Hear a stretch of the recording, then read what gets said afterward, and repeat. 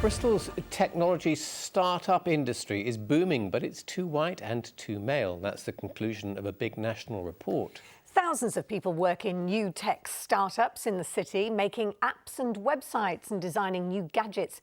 Many of them are gathered tonight at a big event at a startup centre in the centre of the city. And our business correspondent Dave Harvey is there for us. Dave.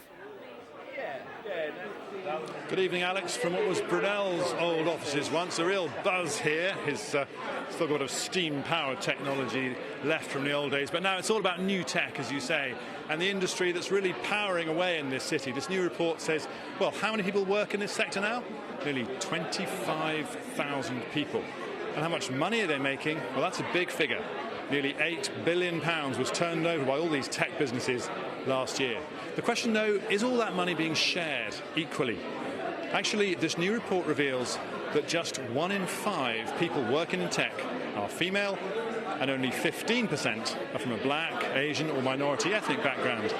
And sometimes it's the little things that really tell the big story. And I would just scroll for hours and hours.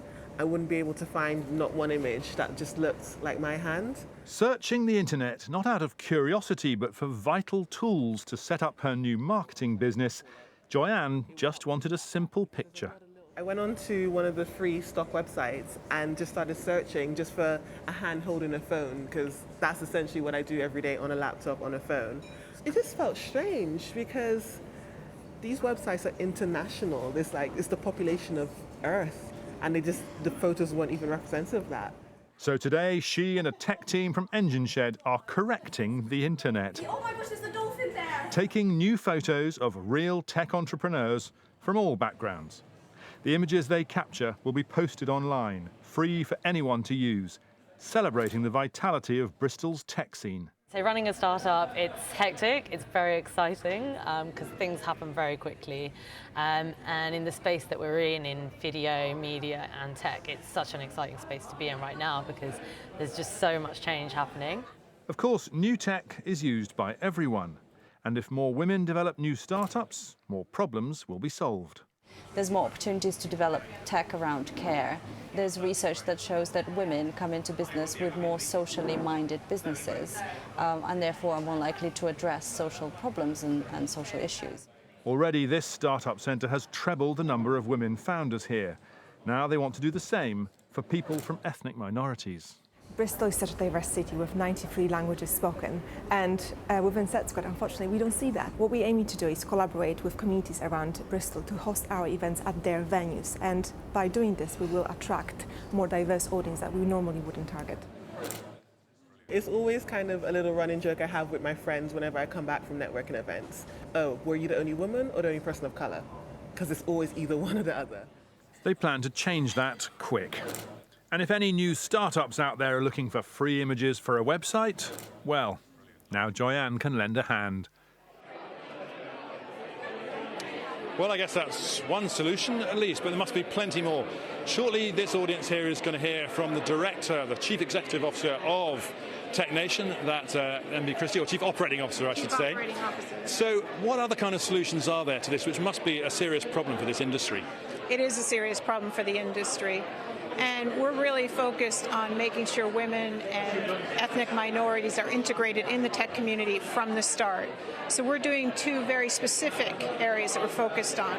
First is when companies start, many of them don't have women or ethnic minorities in the original founding group. That means when the pie of ownership is sliced up, they all look the same and run that room. And so in other words, the guys who start it are men, but they might bring women and ethnic minority people in later who get essentially paid a salary, but they won't get that slice of the golden pie that we see on Dragon's Den, that kind of thing. Right. They'll get maybe a tiny slice, but nothing like the founding. And 10 years later, when that company sells or they go public, then it means that women and ethnic minority they don't have the money to go invest in ideas that will help their. Okay, so you're trying to change that, but what about women or people from ethnic minorities starting the whole thing right from the beginning? That's another challenge, isn't it? That is another challenge. So the other part is we know from research that women founders take more time to raise money and usually get less money than their male counterparts. So we have a program that aims to double the number of women and ethnic minority founders in certain geographies by working with them on how to raise funding more effectively. Okay, so you're doing an awful lot about this. Just as an outsider from London, and I guess judging by your accent from foreign shores originally, what is the tech scene in Bristol like? Everyone here says it's brilliant, but, is it? It is, actually. Bristol sets the benchmark for productivity in the tech community across the UK. The tech turnover per employee here is £320,000. Well, £300,000 per employee, that's a lot of money. It is a lot of money. So you guys set the benchmark for everybody else around the country, and you're something that we're all watching. I can see why they're pouring the champagne behind you. Okay, thank you very much. Enjoy the rest of the evening. Enjoy your time in Bristol. Back to you in the studio. Thanks very much, Thank Dave. you, Dave.